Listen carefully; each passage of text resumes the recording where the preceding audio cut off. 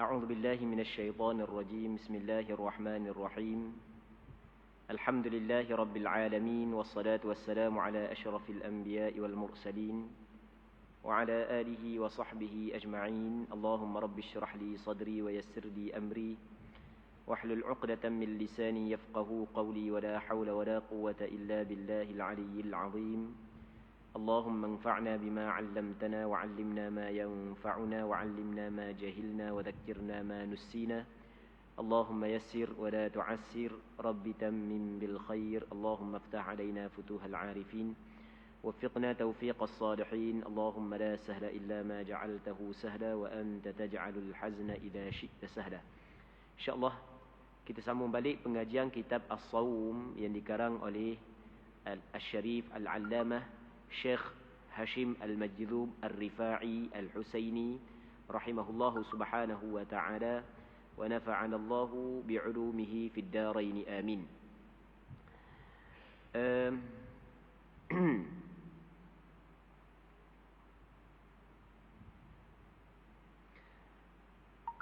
Jadi kita sampai kepada hadis, katanya wa anhu radhiyallahu anhu anna Rasulullah sallallahu alaihi wasallam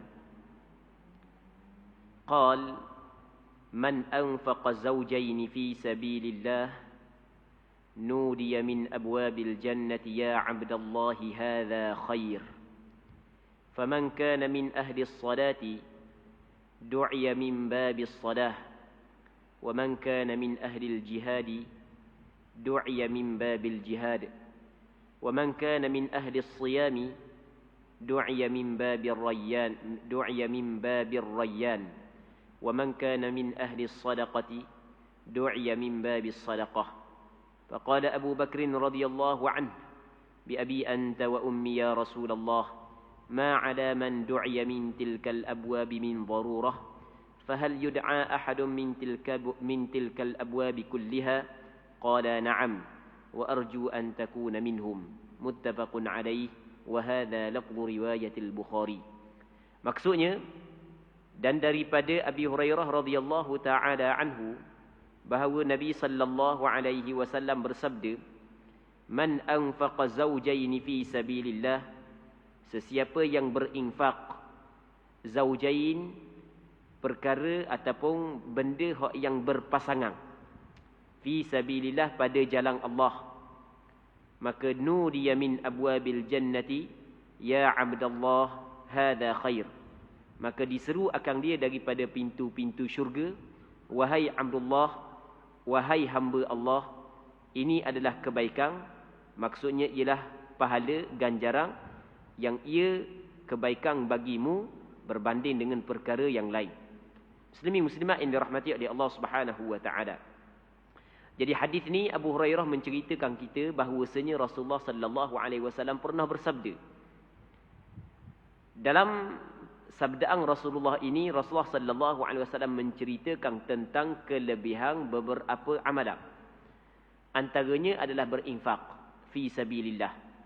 Maksud infak adalah kita membelanjakan harta kita pada jalan Allah. Di sana ada orang yang berinfak fi sabilis syaitan, dan ada orang yang berinfak fi sabilillah. Orang yang berinfak fi sabilillah dengan maksud dia telah berinfak harta dia, dia telah membelanjakan harta dia untuk mencari ganjaran daripada Allah. Dia telah menginfakkan harta dia pada jalan-jalan kebaikan. Yang mana jalan kebaikan cukup banyak. Adakala infak itu adalah infak yang wajib, dan adakala infak itu adalah infak yang sunat. Adakala dia berinfak kepada fakir, kepada miskin, kepada orang susah, kepada orang-orang yang tertentu, anak yatim dan ibu tunggal sebagai contoh. Yang mana dalam hadis ni Rasulullah sebut bahawasanya barang siapa yang berinfak zawjain. Zawjain ni secara berpasangan. Maksud secara berpasangan adalah kalau dia sedekah binatang, dia bagi 2 ekor, tidak bagi 1 ekor. Kalau kata-kata dia sedekah binatang, kambing, dia bagi 2 ekor. Kalau lembu, dia bagi 2 ekor. Kalau ayam, dia bagi 2 ekor. Kalau duit, dia tak bagi dia bagi 2. Kalau dulu, duit kita ada duit dinar, duit dirham. Duit dinar diperbuat daripada emas, manakala dirham diperbuat daripada perak.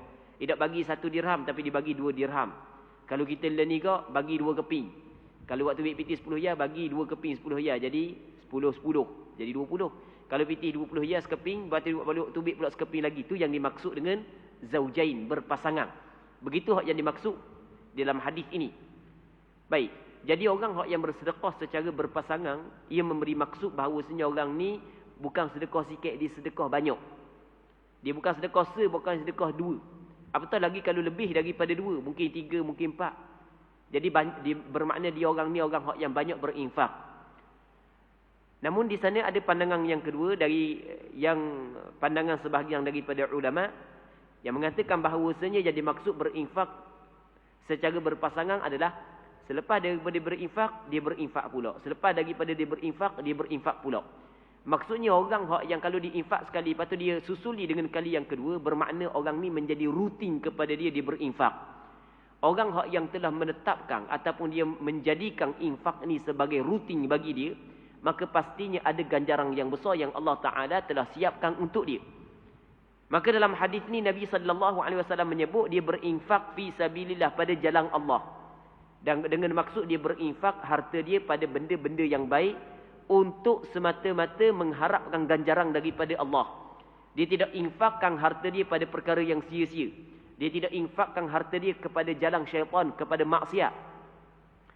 Maka benda yang didapat, nudiya min abwabil jannah, diseru, dipanggil dia daripada pintu-pintu syurga. Maksudnya pintu syurga dia banyak pintu syurga. Ada sebahagian riwayat menyebut ada 8 pintu syurga. Syurga dia ada pintu. Orang yang nak masuk ke dalam syurga mesti dia kena masuk melalui pintu. Sebagaimana masjid ada pintu, kita nak masuk mesti kena masuk ke pintu. Maka dipanggil dia daripada pintu-pintu syurga. Malaikat panggil, mari masuk kau ni, mari masuk kau ni. Malaikat panggil. Itu yang dimaksud nudiya min abwabil jannah.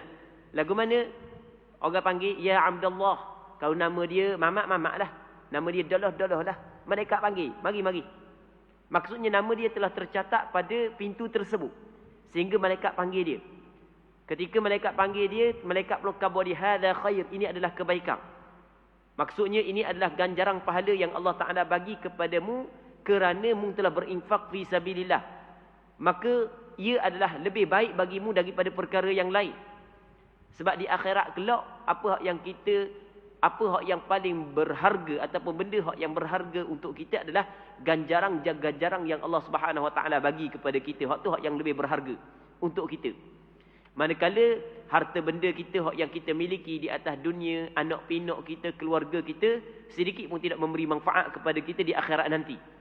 Allah Subhanahu Wa Taala berfirman dalam Al-Quranul Karim, "Yauma la yanfa'u malun wa la banun illa man atallaha biqalbin salim." Pada hari yang tidak memberi manfaat harta benda dan anak pinak, mereka yang datang berjumpa dengan Allah dengan membawa hati yang selamat. Selamat daripada maksiat, selamat daripada syirik, selamat daripada riak dan seumpamanya. Jadi harta benda yang dimiliki oleh seseorang, begitu juga anak pinak keluarga dia, sedikit pun tidak memberi manfaat di negeri akhirat nanti. Bahkan di sana ada ayat Al-Quranul Karim menceritakan bahawasanya temang-temang yang rapat, keluarga, suami, isteri, kadang-kadang kerana ada kesilapan-kesilapan tertentu, akhirnya menjadi musuh di negeri akhirat. Isteri menjadi musuh kepada suami, suami menjadi musuh kepada isteri, anak menjadi musuh kepada ayah, ayah menjadi musuh kepada anak. Allah Subhanahu Wa Taala berfirman dalam Al-Quranul Karim, Al-akhillau yawma idzin ba'duhum li ba'din adu illa al-muttaqin. Temang-temang yang rapat. Oh, masa atas dunia rapat sungguh. Pada hari itu sebahagian mereka itu menjadi musuh kepada sebahagian yang lain. Menjadi musuh dak setara, balah dak setara. Sebab itulah apa hak yang paling berharga, apa hak yang paling baik yang dimiliki, yang diperolehi oleh seseorang hamba Allah adalah ganjaran pahala daripada kebaikan hak yang dia buat ketika di akhirat nanti. Maka kata Nabi sallallahu alaihi wasallam, "Faman kana min ahli as-salati du'iya min babis salah." Sesiapa yang adalah ia daripada ahli sembahyang, maka akan dipanggil ia daripada bab sembahyang, daripada pintu sembahyang. Dalam syurga dia ada pintu sembahyang. Okey, ni pintu sembahyang, hak ni pintu jihad, hak ni pintu infak fi sabilillah, hak ni pintu puasa. Dia ada pintu masing-masing. Jadi orang hak yang ahli sembahyang, maksud ahli sembahyang di sini bukan orang hak yang hanya setakat sembahyang fardu 5 waktu. Bukan orang hak yang kuat sembahyang. Bukan setakat dia sembahyang fardu, bukan dia perbanyakkan pula sembahyang sunat. Barulah dinamakan dia sebagai ahli sembahyang. Orang ni akan dipanggil daripada pintu sembahyang.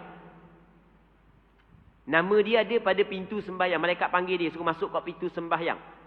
Ketika orang bolak masuk pintu lain, dia ada pintu khusus untuk dia. Wa man kana min ahli al-jihadi du'iya min babil jihad. Orang hak yang ahli jihad maksudnya siang malam hidup dia telah mewakafkan kehidupan dia untuk berjihad. Berjuang untuk meninggikan agama Allah Subhanahu wa taala. Maka dia akan dipanggil daripada pintu jihad. Wa man kana min ahli siyam du'iya min babir rayyan. Ini hadis yang menceritakan kelebihan ibadat puasa. Sesiapa yang adalah ia daripada ahli berpuasa. Jadi bukan hanya setakat dia puasa pada bulan Ramadan, bukan pada bulan-bulan yang lain ada puasa sunat hak yang dilakukan oleh dia. Mungkin puasa Isnin kami, ataupun mungkin dilakukan puasa setiap bulan 3 hari, ataupun puasa pada hari cerah, hari 13, 14, 15 daripada bulan Islam. Maka dia termasuk dalam ahli siyam. Maka akan dipanggilkan dia daripada babir rayyan, pintu rayyan. Yang mana dalam syurga tu dia ada satu pintu, nama dia pintu rayyan. Yang mana pintu rayyan adalah pintu yang dikhususkan kepada orang yang kuat berpuasa. Wa man kana min ahli sadaqati du'iya min babis sadaqah. Sesiapa yang adalah ia daripada ahli sedekah, orang yang kuat bersedekah. Dia perkataan sedekah ni dia merangkumi sedekah sunat dan sedekah wajib. Kita ada sedekah wajib dan kita ada sedekah sunat. Sedekah wajib adalah zakat. Sedekah sunat maklumlah, sedekah sunat yang selain daripada zakat tu dipanggil sedekah sunat. Maka dia akan dipanggil daripada pintu sedekah. Apabila Nabi SAW menyebut perkara tersebut, maka Abu Bakar As-Siddiq radhiyallahu taala anhu kata, dikatakan faqala Abu Bakr As-Siddiq radhiyallahu anhu bi abi anta wa ummi ya Rasulullah. Aku sanggup menebuskan dirimu wahai Rasulullah dengan ayahku dan ibuku. Itu maksud bi abi anta wa ummi. Dengan ayahku engkau wahai Rasulullah dan ibuku. Dengan maksud aku sanggup menebuskan ayah aku dan mak aku denganmu wahai Rasulullah. Biasa penggunaan begini oleh orang Arab menunjukkan bahawasanya orang yang dihadapkan percakapan itu adalah orang yang mulia. Sehingga kan orang tersebut sanggup dia tebuskan dengan ayah dan mak dia. Maka kata Abu Bakar, ma'ala man du'iya min tilkal abwabi min darurah. Tidaklah mereka, yakni golongan yang dipanggil daripada pintu-pintu tersebut, keperluan. Maksudnya kalau dipanggil daripada satu pintu, tidak perlu dah dia dipanggil daripada pintu yang lain. Kalau dia dipanggil daripada pintu sembahyang, tidak perlu dah dipanggil dia daripada pintu puasa, daripada pintu sedekah, daripada pintu jihad. Maka kata Abu Bakar, fahal yud'a ahadun min tilkal abwabi kulliha? Adakah dipanggil akan seseorang daripada kesemua pintu tersebut? Pintu sembahyang pun orang panggil dia, nama dia ada. Pintu puasa nama dia ada. Pintu sedekah nama dia ada. Pintu jihad nama dia ada. Qala na'am. Berkatalah ya Rasulullah, ya. Di sana ada orang dipanggil nama dia untuk setiap pintu. Setiap pintu panggil dia. Kerana memuliakan dia. Maksudnya dia boleh pilih mana-mana pintu yang dia nak masuk. Kerana memuliakan dia, kerana kemuliaan dia, kerana mulianya di sisi Allah. Sehingga kan setiap pintu syurga dipanggil nama dia. Nak masuk ke mana-mana pun boleh. Wa arju an takuna minhum. Dan aku mengharapkan engkau, wahai Abu Bakar, dari kalangan mereka itu. Jadi begitu tingginya kedudukan Abu Bakar radhiyallahu taala anhu, sehingga Kang Nabi sallallahu alaihi wasallam mengharapkan Abu Bakar termasuk dalam golongan yang sedikit yang dipanggil daripada ke semua pintu syurga, yang mana golongan ini boleh masuk ke dalam syurga melalui mana-mana pintu yang dia inginkan. Hadis ini muttafaqun alaih, dikeluarkan oleh Imam Bukhari dan Muslim. Wa hadza lafdhu riwayatil Bukhari. Ini adalah lafaz riwayat Bukhari. Muslimin muslimat yang dirahmati oleh Allah Subhanahu wa taala. Pengarang kita dia mengambil hadis ni dan dia meletakkan dalam bab yang berkait dengan kelebihan puasa. Ini menunjukkan bahawasanya puasa yang kita lakukan pada hari ini ada kelebihan yang khusus yang Allah Subhanahu wa taala bagi kepada pelakunya. Antaranya Allah Subhanahu wa taala telah menciptakan satu pintu yang dikenali sebagai Rayyan, yang akan dijemput orang-orang yang berpuasa untuk masuk ke dalam syurga melalui pintu tersebut. Di sana ada hadis yang lain yang insya-Allah kita akan baca lepas daripada ni, yang mana setelah daripada orang yang berpuasa masuk daripada pintu tersebut, pintu itu ditutup, tidak lagi dibuka. Maksudnya pintu itu hanya dikhususkan kepada orang yang berpuasa. Muslimi muslimat yang dirahmati oleh Allah Subhanahu wa taala. Kita, kalau kita buat sebagai contohlah, kita nak naik kapal terbang. Dia ada laluan, orang pakak masuk ramai-ramai. Jadi kalau orang 300 orang naik kapal terbang tu, lalu kat pintu belakang beratur-beratur lah.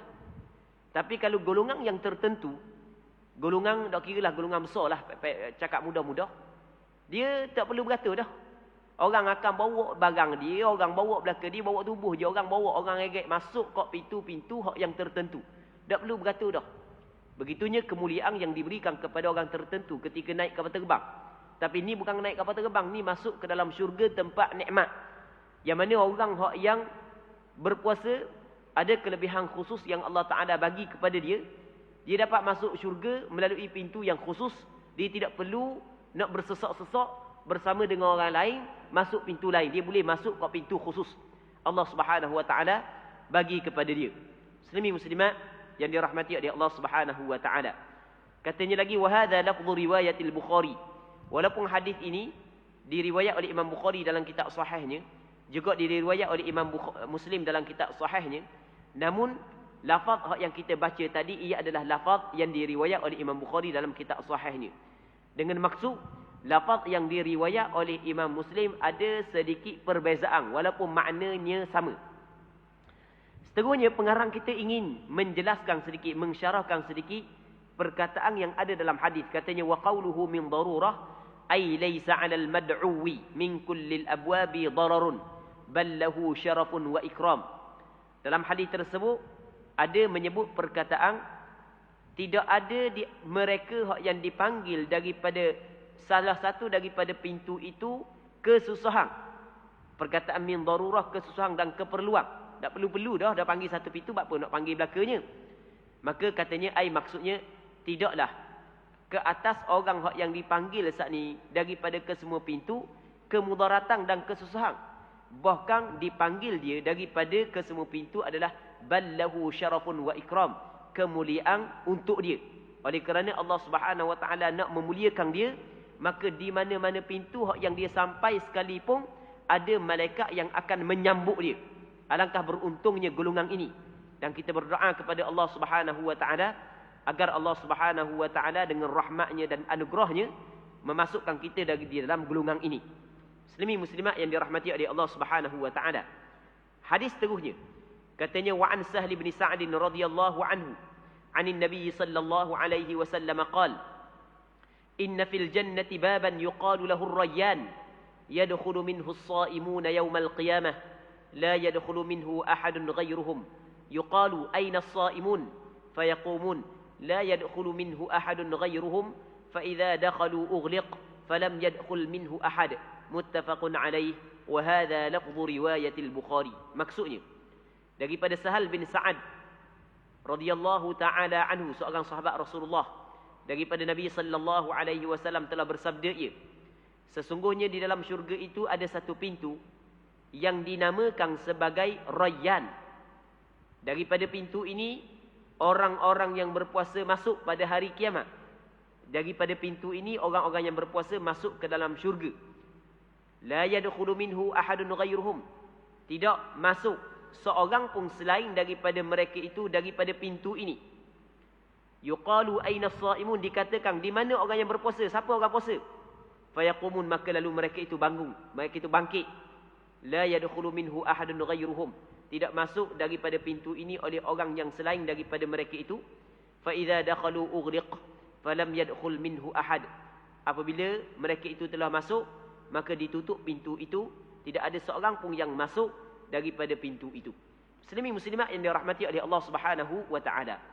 Jadi hadis ni, seorang sahabat Rasulullah yang dikenali dengan Sahal bin Sa'ad As-Sa'idi, dia menceritakan kepada kita pernah Rasulullah khabar. Yang mana di akhirat dalam syurga ada satu pintu yang dikenali sebagai Rayyan. Okey, sama dengan perkara tadi. Hak yang kita sebut sebelum daripada ni ataupun sama dengan perbincangan hadis sebelum daripada ni. Yang mana daripada pintu Rayyan hanya orang-orang yang berpuasa saja masuk. Rasul kata tidak masuk daripadanya oleh seorang pun selain daripada mereka itu. Lepas tu Rasul ulang lagi, tidak masuk pun daripada pintu tersebut oleh seorang pun selain daripada mereka itu. Lepas tu Rasul sebut lagi, tidak masuk seorang pun daripada pintu itu selain daripada mereka itu. 3 kali Rasul khabar. 3 kali Rasul khabar tidak ada seorang selain daripada orang yang berpuasa akan masuk ke dalam syurga melalui pintu Rayyan. Kerana pintu Rayyan hanya dikhususkan untuk orang yang berpuasa. Jadi 3 kali Rasul khabar, orang lain tak boleh masuk, orang lain tak boleh masuk, orang lain tak boleh masuk. Ini menunjuk mulianya orang yang berpuasa, sehingga kan dikhususkan suatu pintu yang boleh dia masuk ke dalam syurga, yang mana pintu ini tidak akan dilalui oleh orang yang selain daripada mereka itu. Seterusnya, kata Nabi sallallahu, kata pengarang kita lagi, wa an Abi Sa'id al-Khudri radhiyallahu anhu qala Rasulullah sallallahu alaihi wasallam, ma min 'abdin yasumu yawman fi sabilillah إلا باعد الله بذلك اليوم وجهه عن النار 70 خريفا متفق عليه وهذا لفظ رواية مسلم.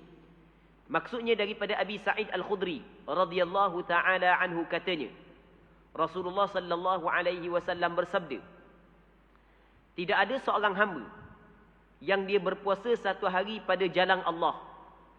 Jadi ketika dia berada pada jalan Allah, ketika dia berjihad, ketika dia berjuang ataupun ketika dia mencari nafkah kerana menunaikan tanggungjawab dia sebagai hamba Allah, tiba-tiba dia berpuasa suatu hari. Kalau dia berpuasa suatu hari, melainkan ba'adallahu bidzalikal yaum wajhahu 'anil nar. Melainkan Allah Taala telah menjauhkan dengan sebab dia puasa satu hari saat itu akan mukanya daripada neraka. Sejauh mana? 70 kharifa. Sejauh 70 tahun. Jadi apabila dia puasa sehari pada jalan Allah, kerana mencari keredaan Allah, kerana mencari ganjaran daripada Allah, maka Allah Ta'ala jauhkan dia daripada neraka Allah sejauh perjalanan 70 tahun. Bukan dekat 70 tahun ni, perjalanan 70 tahun. Begitulah kelebihan yang diberi kepada orang yang berpuasa sehari pada jalan Allah. Apatah lagi kalau dia puasa 2 hari. Apatah lagi kalau dia puasa 3 hari. Sebab tu dalam hadis yang lain kata Rasulullah, as-siyamu junnah. Puasa ni adalah benteng. Yang mana benteng seseorang daripada neraka Allah Subhanahu wa taala. Maka ketika mana kita tahu puasa ni dapat menjauhkan kita daripada neraka Allah, ia menjadi benteng, maka ambillah peluang setelah daripada Ramadan nanti kita berpuasa. Sekurang-kurangnya puasa 6 hari pada bulan Syawal, dengan mengharapkan ganjaran daripada Allah Subhanahu wa taala, agar puasa tersebut ia menjadi benteng di antara kita dan neraka Allah Subhanahu wa taala. Pengarang kita cuba ingin menjelaskan beberapa kalimah yang ada dalam hadis tersebut. Katanya qauluhu 70 kharifa, perkataan Rasulullah 70 tahun saat itu adalah ai muddata sayrin 70 sanah, tempoh perjalanan 70 tahun. Li'anna al-kharif yamurru kulla sanatin marratan. Kerana sesungguhnya kharif ni asal makna dia musim luruh. Dia ada negara yang mempunyai 4 musim. Ada musim bunga, ada musim panas, musim sejuk, musim luruh. Dia musim luruh sekali setahun. Kerana sesungguhnya musim luruh ni berlalu setiap setahun sekali. Jadi 70 kali musim luruh dengan makna 70 tahun lah. Wa makna fi sabilillah, dan makna pada jalan Allah adalah fil jihad, pada berjihad. Berjihad ni ada makna yang umum dan ada makna yang khusus. Makna yang khusus berjihad adalah seorang berjihad pada jalan Allah, menentang orang kafir, tujuan untuk meninggikan agama Allah. Jihad dengan makna yang umum adalah seorang berjihad untuk meninggikan agama Allah, sama ada dengan cara menentang orang kafir ataupun dengan cara menuntut ilmu. Menuntut ilmu juga termasuk dalam jihad. Awi bertigha wajhillah, ataupun Maksud fi sabilillah adalah dia menuntut zat Allah Ta'ala, menuntut wajah Allah. Maksudnya dia berpuasa kerana Allah, mengharapkan ganjaran daripada Allah Subhanahu wa Ta'ala. Seterusnya kata Nabi, kata pengarang kita, wa an Abi Hurairah radhiyallahu anhu anin Nabi sallallahu alaihi wasallam qala man sama ramadhana imanan wa ihtisaba ghufira lahu ma taqaddama min dhanbihi, muttafaqun alaih. Daripada Abi Hurairah radhiyallahu anhu, daripada Nabi sallallahu alaihi wasallam, Rasulullah bersabda, barang siapa yang berpuasa pada bulan Ramadan, ni alhamdulillah kita berada pada bulan Ramadan. Ketika dia berpuasa imanan, dalam keadaan dia beriman, dia percaya, dia meyakini ada ganjaran yang telah ditetapkan oleh Allah kepada orang yang berpuasa Ramadan. Wahtisaban, dan dia mengharapkan ganjaran daripada Allah. Dia yakini ada ganjaran, dan ketika dia berpuasa, dia mengharapkan ganjaran daripada Allah. Apabila ada dua perkara, ataupun apabila dia melakukan tiga perkara ni, yang pertama puasa pada bulan Ramadan, yang keduanya ada kepercayaan dalam hati dia tentang ganjaran puasa tersebut, yang ketiganya dia mengharapkan ganjaran daripada Allah. Apabila dia buat tiga ni, ghufira lahu ma taqaddama min dhanbi, diampunkan kepadanya setiap dosa yang dia buat terdahulu. Tapi maksud dosa di sini hanyalah dosa kecil, tidak dosa besar, kerana dosa besar disyaratkan mesti dia kena bertaubat kepada Allah Subhanahu wa Ta'ala. Muslimin muslimat yang dirahmati oleh Allah Subhanahu wa Ta'ala, kita sebagai manusia biasa, bukan nabi, bukan rasul dan bukan para malaikat, kita tidak terlepas daripada melakukan kesilapan dan kesalahan. Namun di sana ada amalan-amalan yang telah ditetapkan oleh Allah Subhanahu wa Ta'ala. Andai kata kita buat amalan ini, maka dosa-dosa kita diampun oleh Allah Subhanahu wa Ta'ala. Antara amalan yang dapat mengampung dosa, yang dapat menghapuskan dosa yang kita buat, adalah kita melakukan ibadat puasa Ramadan dalam keadaan kita percaya bahawa puasa ini ada ganjaran yang telah ditetapkan oleh Allah, dan kita mengharapkan ganjaran pahala, maka kita akan mendapat kelebihan ini, iaitu segala dosa-dosa yang kita buat semuanya diampun oleh Allah Subhanahu wa Ta'ala. Tapi dengan syarat dosa kecil saja, tidak dosa besar. Dosa besar mesti kena bertaubat kepada Allah. Jadi kita berada pada bulan Ramadan, setiap kali kita nak puasa tu, kita kena hadir semua dalam hati kita ni mengharapkan daripada puasa ini ganjaran daripada Allah. Kita biar hadir dalam hati supaya kita termasuk dalam golongan yang disampaikan ataupun yang disebut oleh Rasulullah sallallahu alaihi wasallam dalam hadis ini. Hadis ini muttafaqun alaih. Maksud muttafaqun alaih adalah hadis ini dikeluarkan oleh Imam Bukhari dan Muslim. Muslimin muslimat yang dirahmati oleh Allah Subhanahu wa Ta'ala. Okay, kita baca satu hadis lagi. Wa anhu radhiyallahu anhu anna Rasulullah sallallahu alaihi wasallam qala, daripada Abi Hurairah bahawasanya Rasulullah sallallahu alaihi wasallam pernah bersabda, idza jaa Ramadan futihat abwabul jannah wa ghulliqat abwabun nar wa suffidatis syayatin. Apabila datang bulan Ramadan, maka dibuka pintu-pintu syurga dan dikunci pintu-pintu neraka dan dibelenggu syaitan.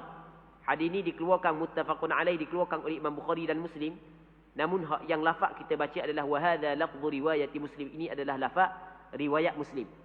Muslimin muslimat yang dirahmati oleh Allah Subhanahu wa Ta'ala, Abu Hurairah menceritakan kepada kita suatu perkataan Rasulullah yang pernah Rasulullah berkhabar, apabila datang bulan Ramadan maka pintu syurga secara keseluruhannya dibuka. Maksud pintu syurga dibuka ni, ulama berbeza pandangan.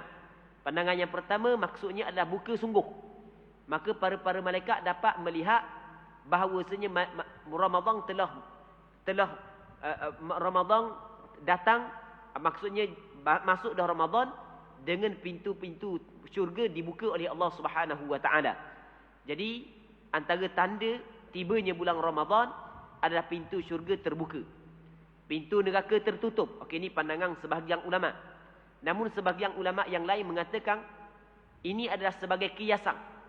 Kiasan terlalu banyak kebaikan pada bulan Ramadan dan hamba Allah pada bulan Ramadan kurang melakukan kejahatan, maka seolah-olah pintu syurga terbuka dan pintu neraka tertutup.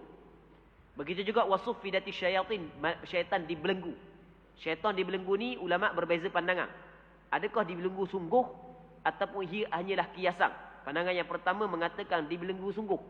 Dan kalau belenggu tu, kenapa masih lagi wujud kemungkaran maksiat pada bulan Ramadan sedangkan malaikat syaitan telah dibelenggu? Katanya hak yang dibelenggu hanyalah syaitan-syaitan hak yang jahat sahaja. Kerana di sana ada hadis yang diriwayat oleh Imam An-Nasa'i dan beberapa orang ulama hadis yang lain, kata Nabi sallallahu alaihi wasallam, wa suffidati maradatus syayatin, wa suffidat maradatus syayatin atau kama qala, dibelenggu syaitan-syaitan hak yang jahat. Maksudnya syaitan hak yang kecil-kecil, hak yang dak jahat mana? Hak tu masih lagi bebas. Golongan inilah hak yang menggoda anak Adam. Baik. Yang itu pandangan yang pertama. Pandangan yang kedua mengatakan perkataan suffidati syayatin, syaitan dibelenggu hanyalah kiasan sahaja. Oleh kerana pekerjaan syaitan dalam menghasut anak Adam terbatas pada bulan Ramadan, maka pergerakan syaitan seolah-olah seperti orang yang terbelenggu. Dia tidak mampu untuk menggoda anak Adam sebagaimana benda dia mampu goda anak Adam sebelum daripada Ramadan ataupun selepas daripada Ramadan. Muslimin muslimat yang dirahmati oleh Allah Subhanahu wa taala. Jadi untuk tengah hari yang mulia ini kita berhenti sini dulu. Jadi kita mengharapkan ada manfaatnya dan ada kebaikannya daripada perkongsian perbincangan kita daripada hadis Nabi sallallahu alaihi wasallam yang menceritakan tentang kelebihan-kelebihan ibadat puasa itu sendiri. Dan kita berdoa kepada Allah agar Allah Subhanahu wa taala memberkati majlis ilmu yang kita adakan pada petang yang mulia ini. Wallahu Subhanahu wa taala a'la wa a'lam. اللهم حققنا باتباع نبيك محمد صلى الله عليه وسلم ظاهرا وباطنا. اللهم اجعلنا ممن يستمعون القول فيتبعون أحسنه. صل اللهم وسلم وبارك على سيدنا محمد وعلى آله وصحبه أجمعين والحمد لله رب العالمين.